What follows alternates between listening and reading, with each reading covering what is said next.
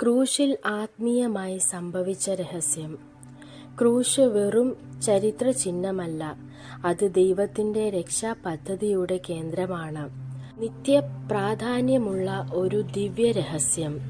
കഠിനമായ ആ മരക്രൂശിൽ യേശു തൂങ്ങി മരിച്ചപ്പോൾ മനുഷ്യരുടെ കണ്ണുകൾക്ക് കാണാനാവാത്തതിലേറെ വലിയൊരു സംഭവം സംഭവിച്ചിരുന്നു. ആത്മീയമായി നോക്കുമ്പോൾ അത് ലോകം കണ്ട ഏറ്റവും വലിയ സ്നേഹത്തിന്റെയും നീതിയുടെയും വീണ്ടെടുപ്പിന്റെയും പ്രവൃത്തിയായിരുന്നു. പ്രവാചകനായ പൗലോസ് 1 കൊരിന്ത്യർ 1:18 പറയുന്നു, ക്രൂശിന്റെ സന്ദേശം ദൈവത്തിന്റെ ശക്തിയാണ്. ആദ്യം നോക്കുമ്പോൾ ക്രൂശ് തോൽവിയുടെ ദൃശ്യമായി തോന്നി.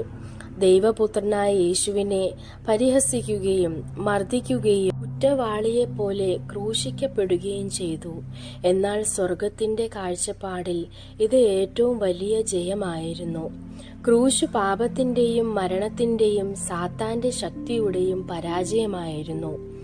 ആത്മീയമായി ക്രൂശ് ഒരു ന്യായസിംഹാസനം പോലെയായിരുന്നു.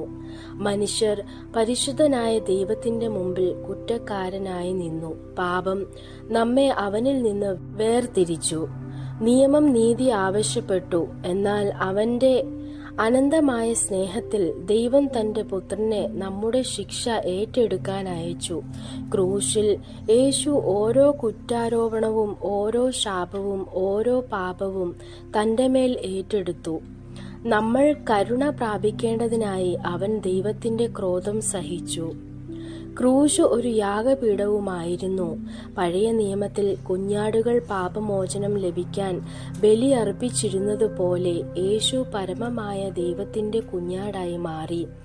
അവന്റെ രക്തം വെറും ചോർന്നതല്ല, നിത്യത്തിനായുള്ള ഒരു യാഗമായി ഒഴുകി. എബ്രായർ 9:22 എഴുതിയിരിക്കുന്നു, രക്തം ചൊരിയാതെയെങ്കിൽ ക്ഷമയില്ല. ആ ക്രൂശിൽ ഒരിക്കൽ കായും എന്നും നിലനിൽക്കുന്ന വിധത്തിൽ പൂർണ്ണമായ രക്തം ചൊരിയപ്പെട്ടു. ക്ഷമയും പിതാവിനോടുള്ള ഐക്യവും ഉണ്ടാക്കി. മറ്റൊരു വശമുണ്ട്. ക്രൂശ് ഒരു യുദ്ധഭൂമിയുമായിരുന്നു. കൊലോസ്യർ 2:15 പറയുന്നു, അവൻ അധികാരങ്ങളെയും പ്രഭുത്വങ്ങളെയും ആയുധം കളഞ്ഞ് അവയെ പരസ്യമായി ലജ്ജിപ്പിച്ചു. ക്രൂശിലൂടെ അവരെ ജയിച്ചു.